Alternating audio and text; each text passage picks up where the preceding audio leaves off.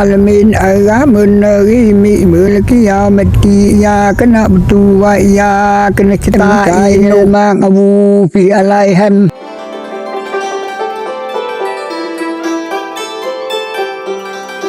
Sahabat, membayangkan sebuah komunitas muslim yang mengaku beriman kepada Allah, namun seumur hidup mereka tidak pernah menjalankan ibadah sholat 5 waktu, tidak berpuasa Ramadan sebulan penuh, dan menyerahkan seluruh pahala ibadah mereka untuk mewakili kepada pemuka agamanya. Ini bukan sebuah fiksi, melainkan sebuah realita pilu dari sebuah peradaban Islam kuno yang terpelihara dan perlahan-lahan ditemukan di sudut pedalaman Vietnam.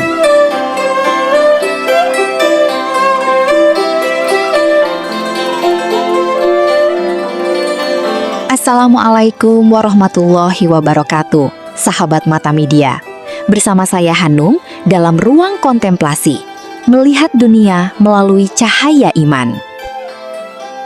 Jika kita melakukan perjalanan jauh ke dalam wilayah Vietnam, melewati rimbunnya hutan dan aliran sungai Mekong, kita akan menemukan sebuah anomali sejarah yang sangat mengejutkan. Di tengah mayoritas masyarakat yang menganut paham komunis atau Buddha, tiba-tiba berdiri menara-menara masjid yang anggun di perkampungan kuno. Namun, jangan terburu-buru menyamakan mereka dengan kita, karena disitulah tempat bermukimnya suku Cham, sebuah etnis kuno peninggalan kerajaan maritim masa lalu. Di antara mereka, terdapat sebuah kelompok bernama Cham Bani, kelompok muslim yang memiliki cara beribadah yang sangat unik dan mengundang tanda tanya besar bagi dunia.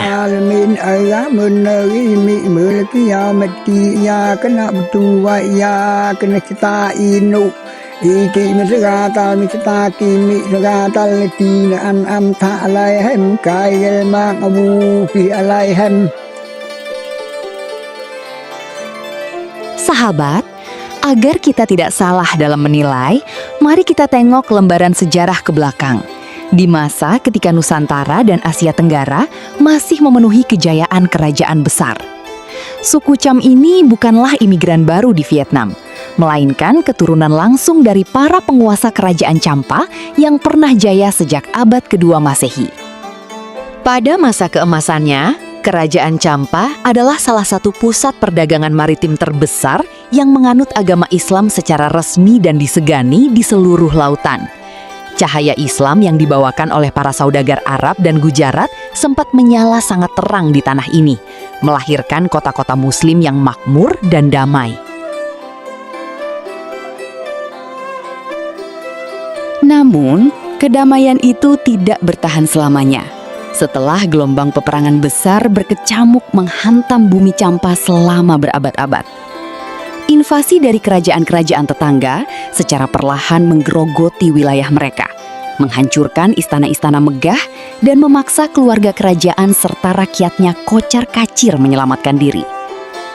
Kerajaan Champa yang perkasa itu akhirnya runtuh total dan lenyap dari peta dunia, menyisakan rakyatnya yang terperangkap di tanah jajahan yang baru.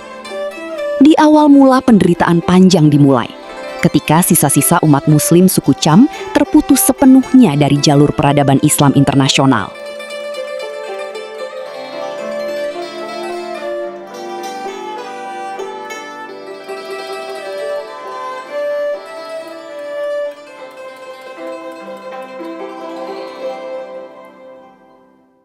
Total di wilayah pedalaman dan pesisir terpencil Vietnam. Selama ratusan tahun, mereka tidak pernah lagi dikunjungi oleh para ulama, tidak memiliki akses ke pusat pendidikan Islam, dan kehilangan kitab-kitab suci yang menjadi penuntun arah. Dalam kesendirian yang teramat panjang itulah, obor ilmu pengetahuan agama di dada mereka perlahan-lahan meredup dan menyisakan ruang kosong. Akibatnya, pemahaman mereka tentang syariat Islam mulai bergeser dan berasimilasi secara perlahan dengan sisa-sisa tradisi Hindu-Buddha serta kepercayaan nenek moyang lokal. Pasca runtuhnya kerajaan, kelompok yang kini dikenal sebagai Cham Bani hidup dalam isolasi total di wilayah pedalaman dan pesisir terpencil Vietnam. Selama ratusan tahun, mereka tidak pernah lagi dikunjungi oleh para ulama, tidak memiliki akses ke pusat pendidikan Islam, dan kehilangan kitab-kitab suci yang menjadi penuntun arah. Dalam kesendirian yang teramat panjang itulah, obor ilmu pengetahuan agama di dada mereka perlahan-lahan meredup dan menyisakan ruang kosong.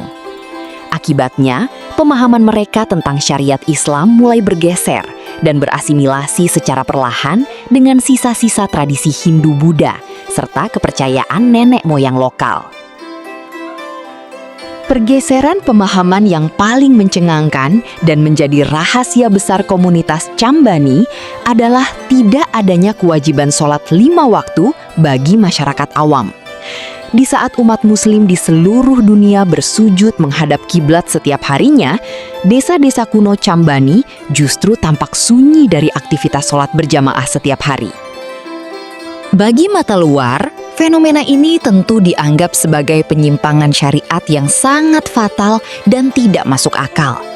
Namun, jika kita melihatnya dengan kacamata empati sejarah, ini adalah potret tragis bagaimana sebuah umat kehilangan tuntunan dasar karena terasing dari dunia luar selama berabad-abad.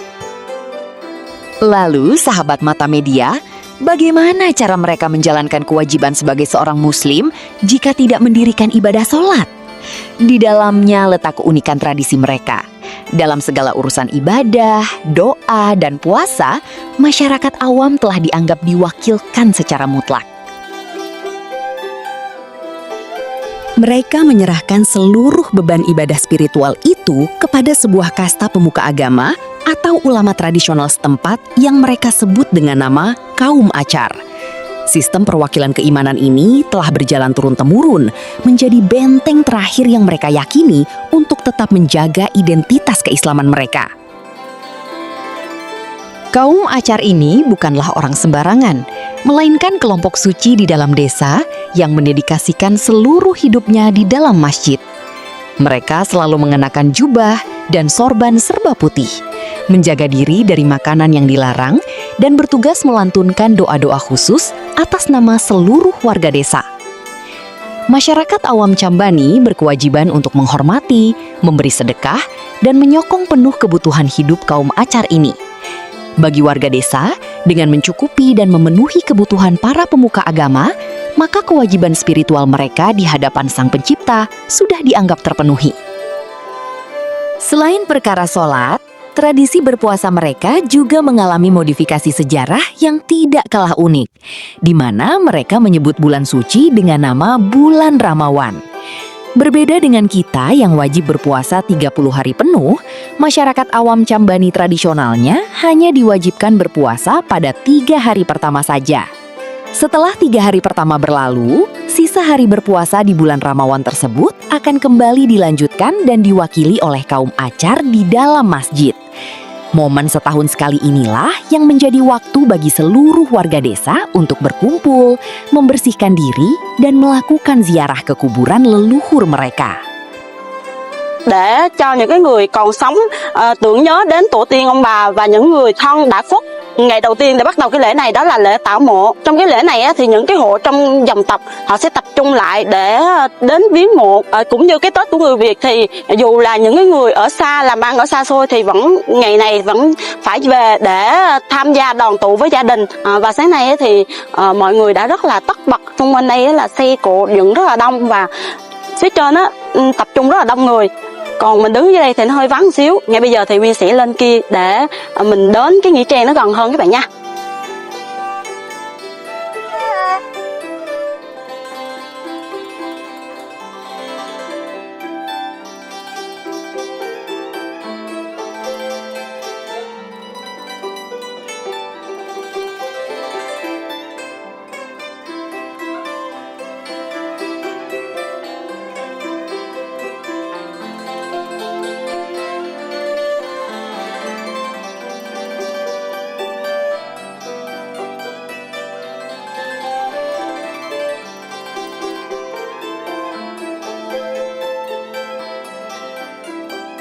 Namun, sahabat Mata Media, Hanum ingin menegaskan sebuah fakta penting agar kita tidak salah dalam memandang seluruh persaudaraan suku Cham di Vietnam.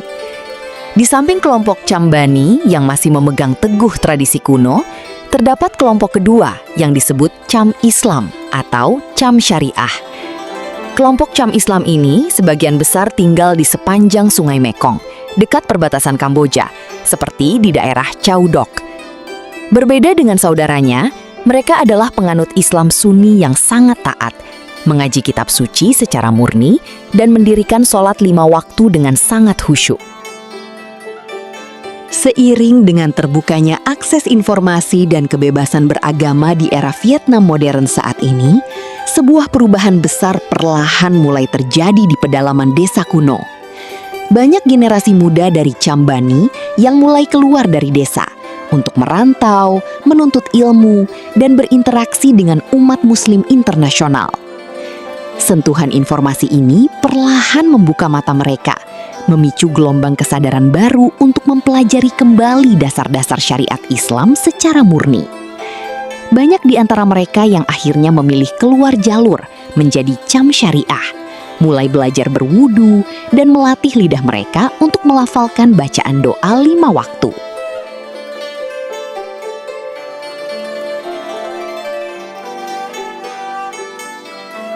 Sahabat Mata Media yang dimuliakan Allah Subhanahu wa Ta'ala, tahukah Anda bahwa suku Cham di Vietnam ini sebenarnya memiliki ikatan darah dan utang budi sejarah yang sangat besar dengan penyebaran Islam di Indonesia? Di masa lalu, hubungan diplomatik dan pernikahan politik antara Kerajaan Champa dan Kerajaan di Nusantara terjalin sangat erat. Salah satu putri tercantik dari Kerajaan Champa Muslim, Dewi Dwarawati, dipersunting menjadi permaisuri oleh Raja Majapahit terakhir, Prabu Brawijaya V. Dari garis kekerabatan dan rahim peradaban Champa inilah, lahirlah salah satu tokoh wali Songo yang paling legendaris di tanah Jawa, yaitu Sunan Ampel. Dari kisah pilu diselamatkannya suku Cham Bani di Vietnam, kita diingatkan tentang sebuah pelajaran hidup yang teramat mahal harganya. Iman tanpa didasari oleh obor ilmu pengetahuan yang benar, perlahan akan meredup dan terombang-ambing oleh arus zaman yang menjauhkan kita dari hakikat syariat. Mari kita merenung dan bersyukur betapa beruntungnya kita yang hidup di lingkungan yang dipenuhi gema azan, dikelilingi para guru ngaji, dan memiliki kemudahan akses ilmu. Sungguh suatu kerugian besar jika kita yang memiliki segala kemudahan ini justru masih sering melalaikan panggilan sholat 5 waktu. Sahabat, rasa syukur atas nikmat iman dan kemudahan hidup ini, mari kita wujudkan dalam sebuah langkah nyata yang penuh dengan keberkahan. Channel ini dibangun bukan sekedar untuk menayangkan tontonan sejarah, melainkan sebagai wadah perjuangan kita bersama untuk membantu sesama yang membutuhkan. Seperti komitmen abadi yang kita pegang teguh, 10% dari seluruh pendapatan channel Mata Media ini akan disalurkan langsung untuk menyokong kehidupan anak-anak yatim di panti asuhan. Setiap interaksi dan dukungan Anda pada video ini adalah aliran pahala bagi masa depan mereka. Semoga potret sejarah bumi Vietnam ini melembutkan hati kita untuk selalu menjaga sholat dan merawat lentera iman di dalam rumah tangga kita masing-masing. Terima kasih telah meluangkan waktu bersama kami di ruang kontemplasi yang penuh berkah ini.